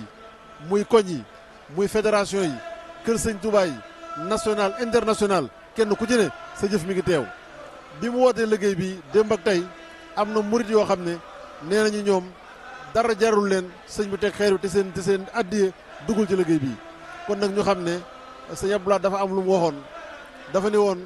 lu jeex ñu sës ci leneen lu feek ñuy dem leneen newu fi te kenn ku ne bañ a xeeb dara loo am ndax sëñ Abdoulaye bi mu wootee liggéey jumaa ji muy ñaareelu yokk bi waxtaan wi mujj def 1987 89 nga xam ne ba mu ko defee ci kori googu daanaka ay fan yu néew lañ ci teg mu wuy ji suñu borom wax ne li ko ci yéem ci liggéey bi mooy xaalis bi dajal na ci lu mat juróom fukki bërigo yoo xam ne ay paset la 5 tonnes yoo xam ne ay pièces de monnaie la ay ñaar dërëm ay fanweer ay ñaar te neen loolu koo la ci jox dana naan bii sama baay laa ko joxeel bii sama maam laa ko joxeel bii sama doom laa ko joxeel defal ma ko ci liggéey sëñ Tuubaa bi gis nañu murit yoo xam ne dañuy joxeel seen i wayjur seen i maam yëpp faatu dem àllaaxira bu yàgg ngir xam ne liggéey bi mën na leen jariñ àddina jariñ leen àllaaxira kon nag Cheikh Mouhamadou Mountakha foofu lañ ko war a wuy si foofu lañ ko war a fekk si ci liggéey bii mu woote te xam ne ab murit lépp lu mu am bu ko joxul sëñ Tuubaa rek àddina nax na ko te fii moom day loo xam ne koo ci def di nga feeñ àddina feeñ àllaaxira loolu la sëñ Tuubaa waxoon ku ci gën a jëf yaay gën a jëm kanam yaay ëpp daraja muy liggéey boo xam ne tey suñu demee ba sëñ bi di ko teg kilifa diine yi ñëw nguuru Sénégal ñëw ñu xam ne sëñ Tuubaa suñu borom fay na ko ndax sëñ Mouhamadou Diop Dagana nee na sëñ Touba daan nañ déggalu muy wax lu bari ne sama jumaa ji képp koo xam ne borom ndombal tànk nga di ko jéem a gàllankoor nee na suñu borom dina tekki sa ndombal tànk te doo falu ba saa di taxaw kon buñ demee ba di ko def ñi yàlla suñu borom dénk nguur gi xamee ko noonu ndax noonee ko Sëñ Abdou Lahad defe woon 1987 le 18 mars ministre de l' intérieur Medoune Fall la nguuru Sénégal yebal te ñu yebalaa ministre de l' intérieur di wane ne kon Serigne Touba mbiram kanam rek la jëm te du dellu ginnaaw kon nag di ñaanal Cheikh Mouhamadou Mountakha suñu borom kattanal ko ba liggéey bii mu teg ko ba lépp àgg. du hasard. waaw mars bi nga nekk noonu. waaw. xam nga mars le 4 mars la sëñ Modou Moussa itam tegoon xeer bi. dëgg la. le 6 mars sëñ Sidi Mokhtar ñaari sooroor yi tey ñu ngi ci lan. waaw tey ñu ngi ci mois de mars. waaw mars bi day ñëwaat. dëgg la muy lu am solo tey jii taarix bi sëñ Jili baaxoon na tey soo demee ci daara yi nga xamante ne dañ fay jàng ak école yi nga xam ne dañ fay jàng baaxoon na tey koo fëgg ci dongo yi mu mën laa taril dat yi yëpp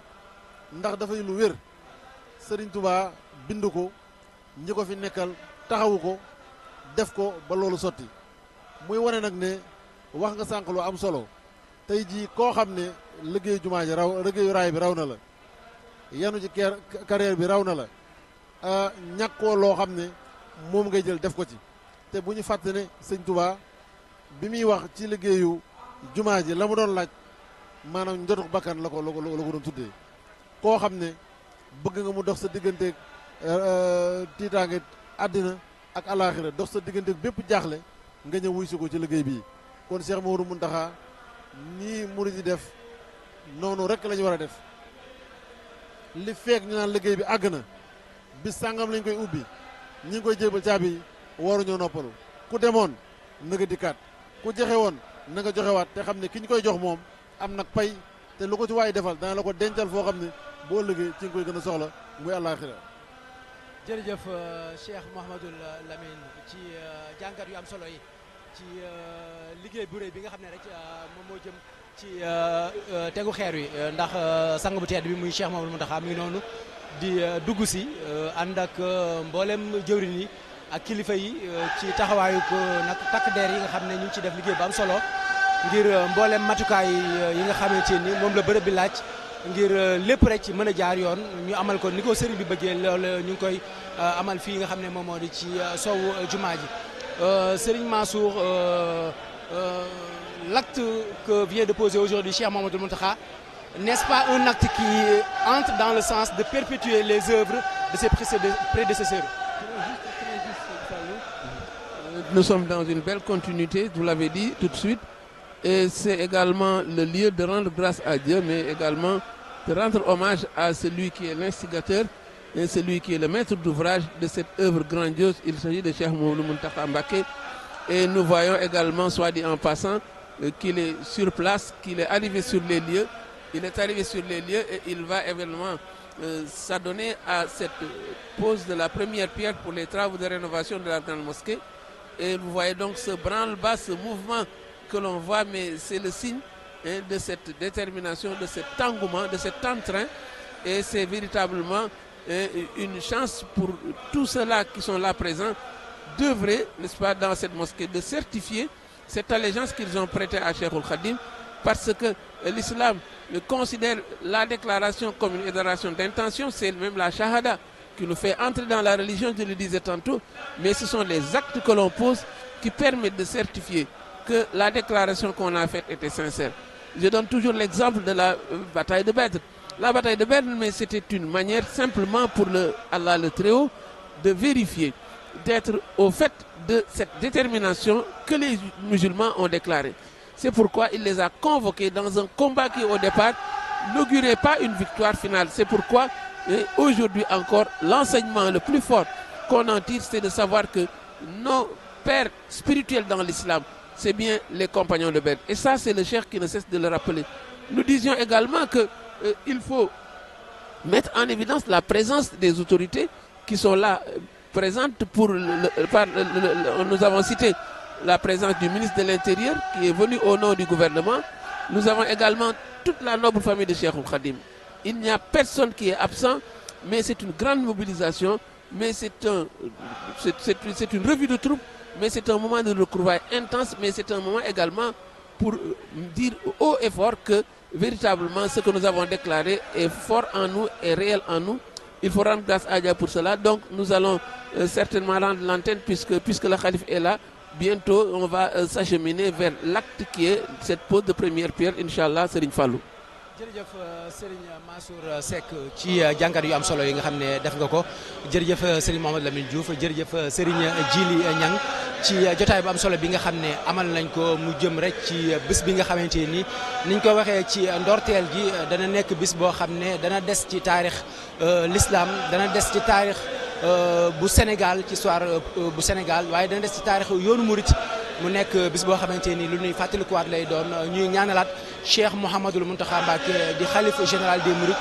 liggéey bi nga xam ne moom la fas yéene door mu jëm ci yeesalaat jumaay Tuubaa ju mag ji yàlla na ko àggaleeg jàmm ba keroog ñu àndaat ak moom li nga xam ne moom moo di inauguration yi bam naalaat yeneen i liggéey yoo xamante ni dafa jëm rek ci li nga xam ne moom moo di l'islam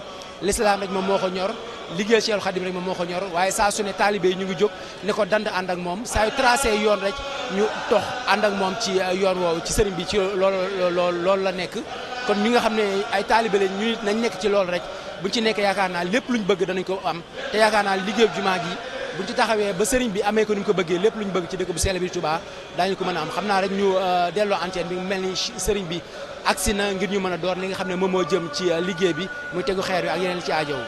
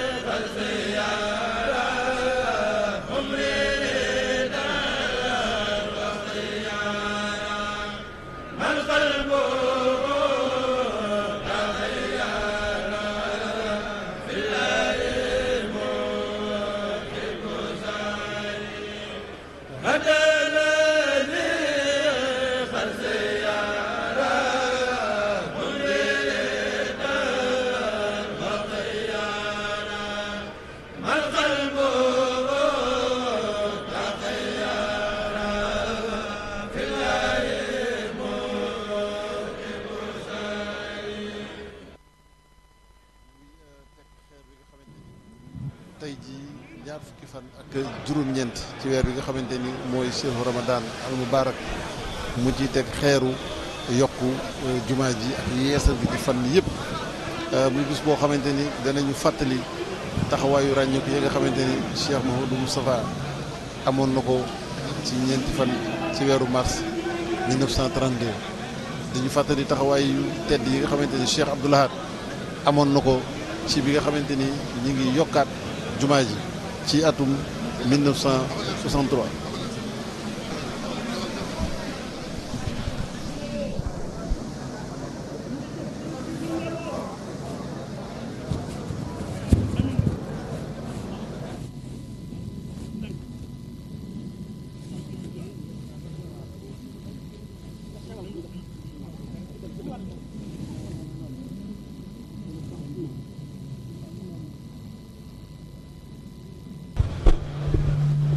bismillah kon nag ñi ngi ci tegu xeer yi nga xamante ni gis nañu Cheikh Mouhamadou Mountakha mi fi nekkal Serigne Touba di ñaan mu yàgg fi lool te ànd ak wér tegal boppam xeer wi nga xamante ni tey moo jëm ci yeesalaat jëmmi jumaa ji ci fànn yëpp di ko ñaanal ci barkeb Cheikhul Khadim lépp ak mu fekkee ko ñu ànd kook moom ba jébbal ko caabi yi mu naal yeneen ñu ànd ceeg moom ñu gis tey bokkam yu baax yi nga xam ne ñoom la bokkal Cheikhul Khadim teew ànd ak moom kenn ku ci ne muy jataay boo xam ne dana fàttali taxawaay bu tedd bi nga xamante ni Cheikh Mouhamadou Moustapha keroog bi muy teg xeer wii am na ko feggoog ñi nga xamante ni ñooy njabootu Serigne Touba ak dongo yi kenn desul kenn ku ci ne laxasaayu la nga diggee woon ak Serigne Touba muy jaayanteeg moom jox ko sa bakkan ak sa alal nga fas yéene jumaay Serigne Touba ji taxaw te sa dara du ko fekkee anfusahum wa amwaaluhum loolu doore ci liggéeyu raay bi doole ci liggéeyu carrière bi doole ci lépp loo xam ne moom la ñu ittewoo ba keroog bi nga xamante ni Cheikh Mouhamadou Fadal inauguré na ko ubbil ko Serigne Touba ak kaddu ya nga xam ne moom la ko waxoon tey jii gis nañu lu ci bokk waxoon na ni kon nag liggéey baa ngoog ñu tolloog moom fii fu jamono ñëw ba àgg fa ñu fas yéene tollu fa ak moom Cheikh Abdoul Ahad la mu waxoon tey jii dikkaat na ci jëfi Cheikh Mouhamadou Mountakha yi dafa waxoon ne Serigne Touba bi mu koy digle dafa ne woon dama bëgg bu noppee na jumaay njaareem mel ni wàññ ci këru dëkkuwaay te jumaay njaareem boobu fa mu toll ñu di ko yéem ci fànn yépp nii Serigne Touba wax ci jumaa ji jaaxaloon na ñëpp waaye moom mi nga xam ne keroog bi muy sañc dëkk bu tedd bii ci xaama wasasin dëppoog atum junni ak ñetti téeméer ak juróom-benn ci ati gàddaay gi fii la toog ci mbaarum gattax moo xam ne suñu borom la jàkkaarloo di wax ak moom ab tabax di ko ñaan tabax bu yëkkatiku boo xam ne yemul ci di ko ñaan waaye di ñaan ñi koy liggéey ak ñi leen di jàppale ak ñi leen ci jox ndigal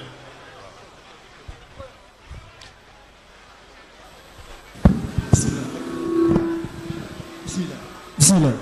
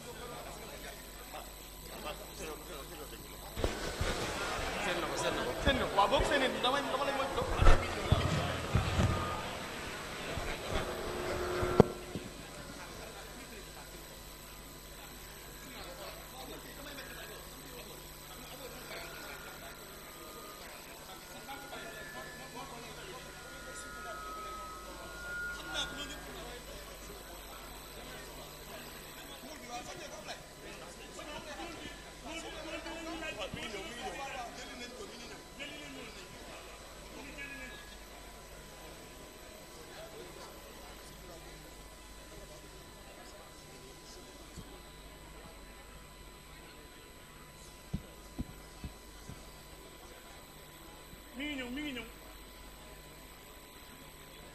li sa waajur yu baax yëpp bëggoon yàlla nga ko yegg li sa waajur yi bëggoon lépp yàlla nga ko yegg yor mool bi la sëñ bi laaj ki yor mool bi.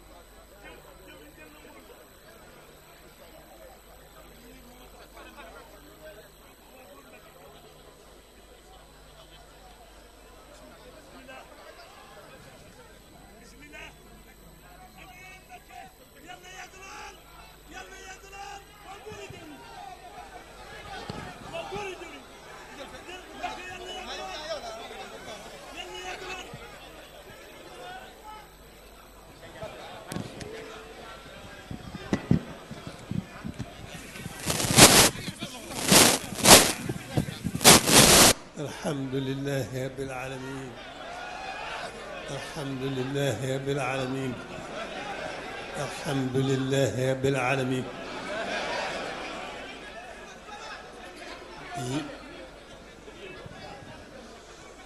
sant sunu borom bu baax moom mi nu booleeg sëriñ bi sant sëriñ bi bu baax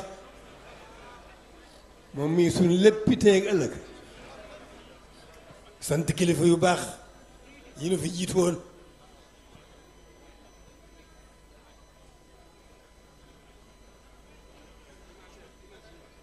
di sant ñi nu bokkal sëriñ bi ñëpp noo ngi sant mboolem taalibe yi alhamdulilah rabbil alamin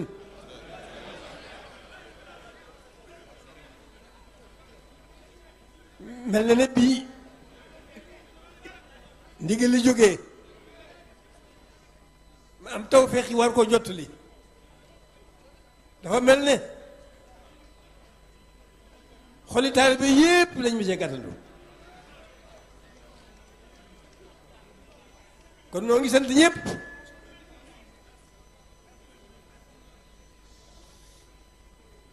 di fas yéene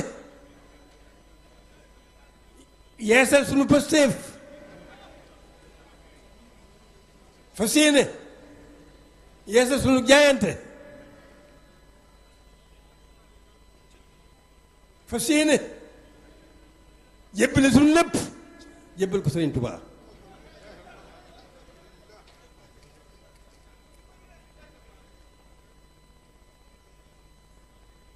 sant bu baax a baax a baax a baax a baax yëngutu sëriñ bi yépp ci boroom rekk la jëm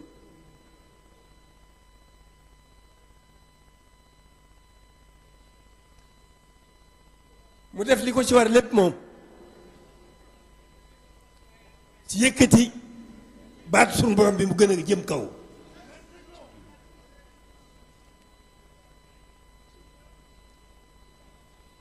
ci loolu rek la nekkoon waaye alhamdulilahi rabbil alamin loolu la ñu fay loolu la ñu fi bàyyil loolu mooy son ndono mooy son ndono amuñu leneen mbirum sëñ bi rek mooy suñu ndono amuñu leneen kon jërë ngeen jëf nañu góorgóorlu bu baax a baax a baax a baax ne sëriñ bi di seen sëriñ bi rek nay suñu yitte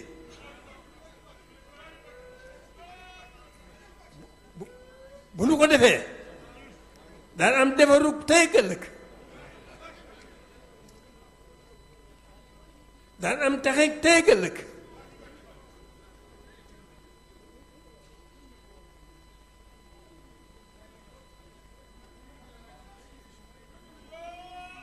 ñu ngi sant bu baax di gën a sant rek bokk yi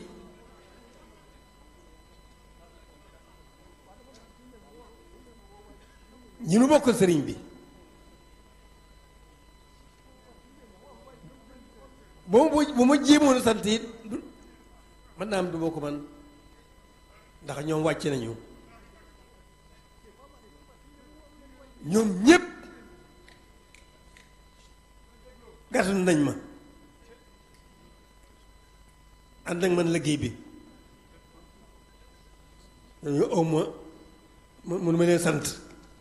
waaye cay ci am pay gi rekk ci am solo te pay gi boroom am na lu am na pay te du ko jeexal kon jërëjëf jëf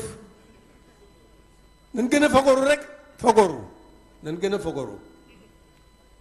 jëm ci yittee sëriñ bi yitteem jépp mooy boroomam ak lu ñuy yëngutu te boroomam tax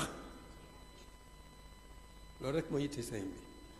kon ni ma ko waxoon rek loolu mooy son ndono loolu mooy son ndono seen xel wërta dem ci leneen loo xam ne day niru xemeem téef ci àdduna na sëriñ bi di son lépp faggul nañu lépp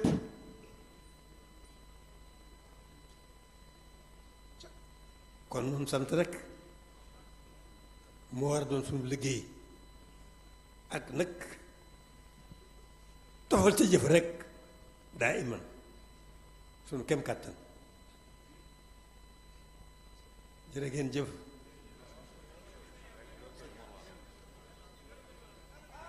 tawfeexi sëriñ bi rek la ñuy ñaan mu dinu gàttandu ci suñ lépp suñ lépp nag mooy yittewoo sëriñ bi rek ak liggéeyal ko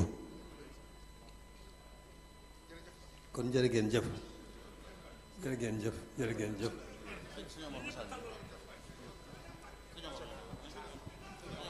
na ñëpp tàllal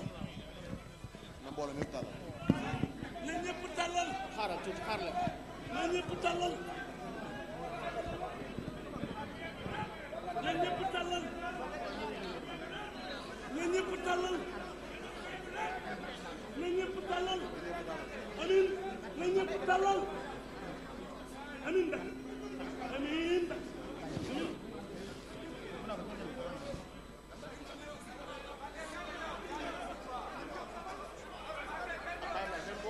bismillah na ñëpp maasee tàllal bismillah na ñëpp maasee tàllal seen loxo sëñ bi ñaan bismillah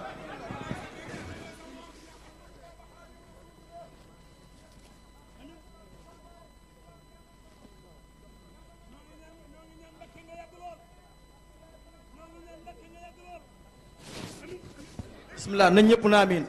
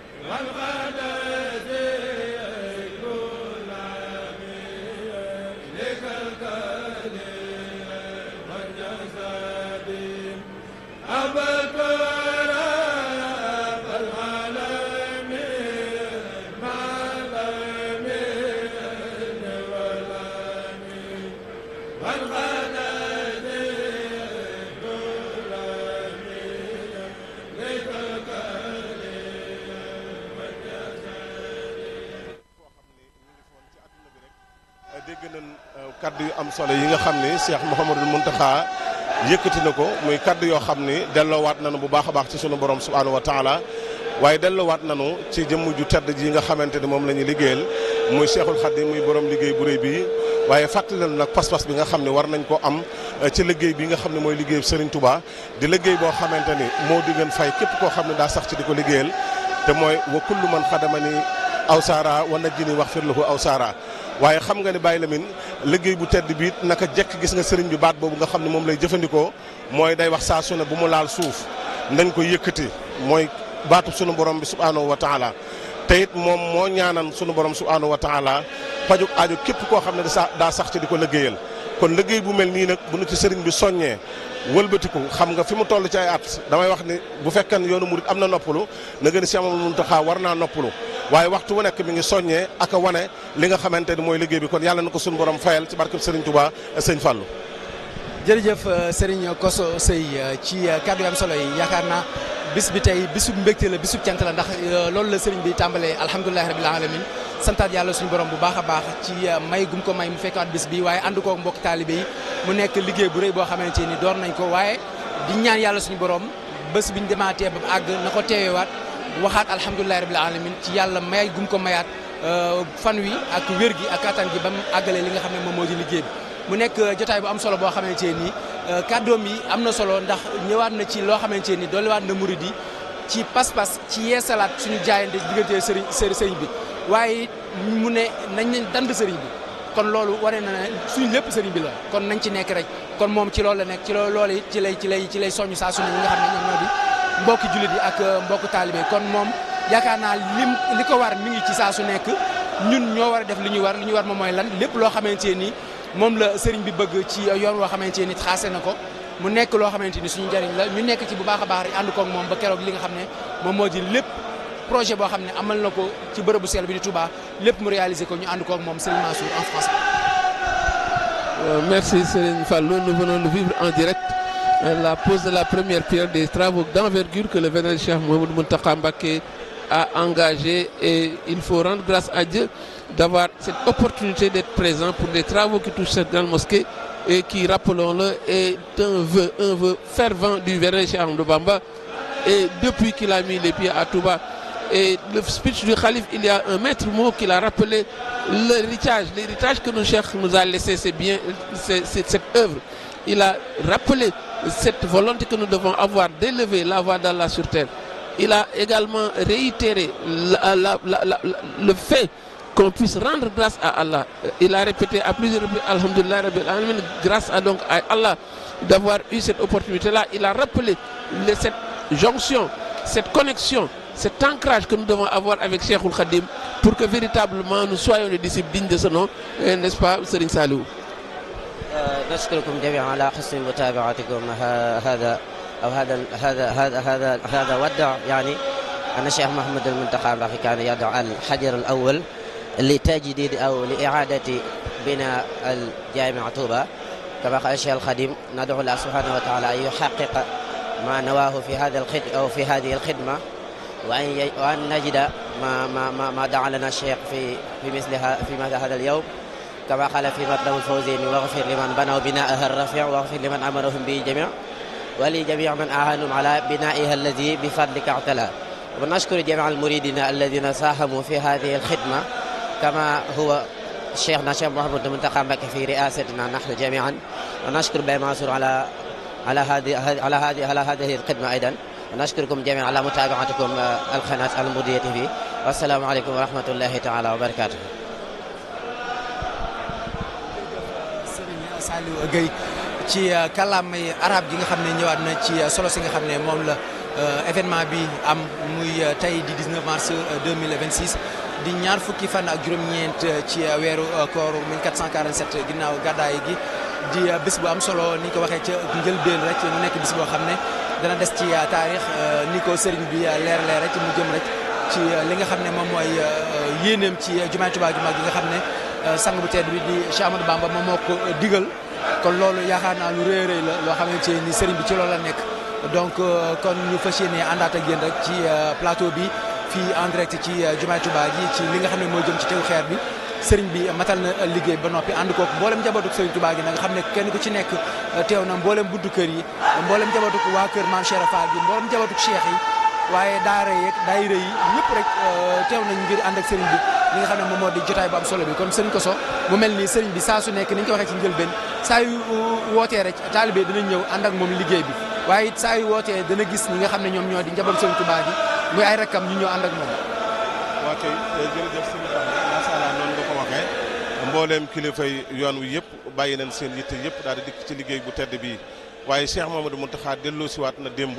ndax gis nga discours bu am solo bii nga xam ni moom la def muy discours boo xam ne discours bu matale la boo xam ne day wane fi nga xamante ni taalibe yi fi lañ war a teg seen tànk te waxtu wu ne mooy doyloo Serigne Touba ak di ko liggéeyal waaye dégg nga baat bi nga xam ne moom la jëkkee te baamtu ko ay yooni yoon mooy sant sunu borom subhanahu wa taala sëñ Fall loolu fàttali nañu Cheikhul Khadim bi nga xamante ne mi ngi sanc dëkk bii xasida googu nga xam ne bind na ko mi menanu baax Khadim xam ngay la mu ko jiitale rek mooy alhamdulillahi alkarimi silminan ala istighali bi furudi wa sunan mboolem li nga xamante ne ñaan na ko ci tabax met ci xasida googu la ko ñaan muy lu am solo loo xam ne dafay fàttali démb waaye dafay indiwaat histoire dina ko indiwaat waaye ni nga ko waxee njabootu Serigne Touba gi kenn wutew ko kenn ku nekk bàyyi na ay yitteem ñëw ne ci wetam muy liggéey bu am solo di loo xamante ne dafay dëggal li ngeen waxal léegi muy bennoo gi nga xam ni sunu borom def na ko ci njabootu Serigne Touba gi te Serigne Touba ñaanan ko te ma rappelé woon ko léegi muy yaa rabbi ijal muridina maan fiisnikal hasin wa sam lañ maa te loolu ku ne xam na ne innamal mu'minuna ixwatun faslihu bayna axawakum da ci dugg te it tabax mii li tax ñu war koo mën a tabax mooy wa taawanu alal birri wa taqwa loolu lépp da ciy duggaat muy lu am solo loo xam ni ay jàngale yu fees dell la yoo xam ne Cheikh Mamadou Mountakha andiwaat na ko Baye Mansour. Merci Serigne Kosso, vous l'avez dit, c'est un speech très fort, très symbolique que le vénéré Khalife vient de nous livrer.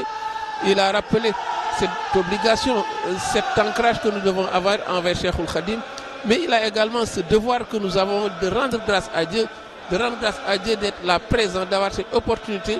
de prouver, de certifier cet ancrage que nous avons envers Cheikhoul Khadim. Il a également rappelé ce slogan qui lui est très attaché, c'est d'élever la voix de Dieu. Parce que tous ces actes, au-delà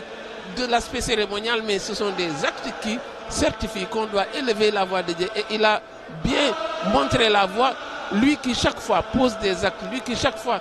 pose des opportunités pour que les gens puissent remplir leurs bienfaits, leurs besaces de bienfaits. Mais cette cérémonie-là n'outrepasse guère cela. Mais au-delà du symbole, il y a également un autre, celui de ce grand rassemblement. Cette convergence, cette entente autour du calife, ses vénérés frères, la noble famille de Cheikh Khadim, les disciples dans leur entièreté, tout le monde est là, personne n'est en reste. C'est dire donc que c'est encore un moment privilégié pour que les gens certifient encore cette allégeance. C'est également le maître mot ici. N'oublions pas que la mosquée, œuvrer dans la mosquée est doublement symbolique. C'est vrai que cela nous permet de certifier cette allégeance, mais n'oublions pas que cela fait partie des vœux les plus sincères, les vœux les plus profonds du vénéré Cheikh Ahmadou, c'est l'édification de cette mosquée. Il a rappelé et il l'a réitéré, si nous avons un héritage qui nous a été laissé, c'est bien œuvrer pour Cheikh Khadim. Vivement qu'on puisse le faire, vivement qu'on puisse l'accompagner dans cette œuvre et qu'il puisse également engager d'autres œuvres au grand bonheur de toute la communauté. C'est également un des aspects qu'on peut appeler, n'est-ce pas, Serigne Saliou. شكرا نشكركم جميعا على حسن متابعتكم هذا المجلس أو هذه الحاضرة الذي هو مبدأ بناء إعادة بناء جامعة طوبى في رئاسة الشيخ محمد المنتقى مكي. وندعو الله سبحانه وتعالى أن يحقق جميع أمنياته في هذا أو في هذه النية العالية النابعة. نشكركم جميعا على حسن متابعتكم هذه الجلسة والسلام عليكم ورحمة الله تعالى وبركاته. jërëjëf Serigne Saliou Gueye jërëjëf Serigne Mansour Seck jërëjëf Serigne Kosso Sey ci jotaay bu am solo bi nga xam ne moom lañ àndoon ak yéen fii ci Touba Mbacké en direct ci grande mosquée bi mu ci jumaay Touba ji ci soowu bi ñu doon teg tey nag xeer wu njëkk yeesal muy liggéey yeesal li nga xam ne moom mooy jumaa Tuubaa ju mag ji lu ni mel nag Cheikh Mouhamadul Mountakha Mbacké di xalif général des mourides doon ko amal gis ngeen ci image yi noonu ñu ci ñëwaat nga xam ne amal na lu ni mel te xeer wi dafa ay ñaan ànd kook mboolem njabootuk Cheikhul Khadim gi mu nekk jotaay bu am solo boo xamante ni ko waxee rek dana des bu baax a baax ci taarix xam naa rek dañuy bàyyi kenn ku ci nekk kàddu yu mujj rek ñu mën a tëj li nga xam ne moom moo di jotaay bi mën a jublu ci yeneen liggéey bi sëñ ko soxla. ok jërëjëf sëñ Fallou ñu ngi sant bu baax xam naa di nuyu bu baax bokk yi nga xam ni ñoom it amal nañ yéene teew ci dëkk bu tedd bi waaye ñu nekk ci biir réew mi fenn fu wuute fu bare bari waaye ak ñi nga xam ne da leen a fekk bitim réew ñoom ñëpp amal yéene nun tawfiix ji nu am mooy fekkee bis bi waaye teewee ko ci dëkk bu tedd bu am solo bii ñoom it ñu ngi leen di ndokkeel bu baax waaye di ndokkeel nag li nga xam ne mooy groupe bu média yëpp ndax wax dëgg yàlla dafay mel ni lii su amee ñoom ñoo tax te muy liggéey bu am solo boo xam ni kenn ku nekk jàpp na ci def na ci lam man ba liggéey bi sotti nga xam ne tey lii dafay daal di wanewaat bennoo gi nga xam ne bennoo nañ ko nga xam ne kenn ku nekk lam baaxle loolu indi ñu dajale ko ba mën a génne lii nga xamante ne tey àdduna bépp ñu ngi ko doon xaar di ko dund sëñ Fallou fi may daal rek mooy li ci des rek li ñu dese rek mooy kon nu fexe fas jom te góorgóorlu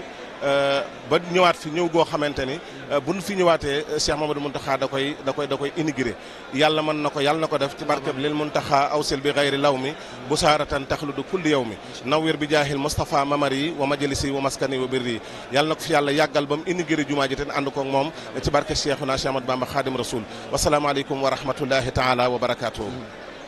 Merci Serigne Kosso, ce sont donc les derniers mots de clôture. La salle est en train de se vider, mais vous voyez, chacun en redemande. Et les gens ne sont pas pressés de quitter avec la présence du vénéré Khalif, Cheikh Mouhamadou Mountakha Mbacké, mais qui nous a servi un discours qui a pu en tout cas revigorer la foi des uns et des autres. Et Serigne Kosso a terminé pour rappeler le slogan qui est également le plus approprié, c'est de se rappeler que cet appel qu'il a fait, cette pause ou bien cette première pierre qu'il a posée, mais appelle un effort qui doit être accru, continué. Quand on voit les images en 3D de ce que sera cette mosquée, c'est la preuve que les gens doivent également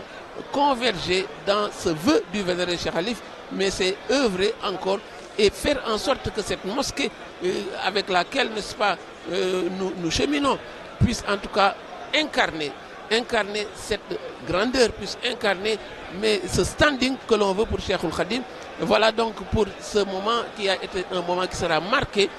d'une pierre, n'est-ce pas, indélébile dans la vie du mouridisme, parce que c'est le démarrage de travaux qui vont encore rénover la grande mosquée, mais c'est à tout l'honneur de tous les disciples, c'est à l'honneur de ce calife qui a été l'instigateur, mais également prier encore ardemment pour lui, pour qu'il puisse continuer cette œuvre, qu'il puisse l'achever, qu'on puisse l'inaugurer avec lui. Et c'est également le dernier mot. Wassalamu alaikum wa rahmatullahi ta'ala wa barakatuh.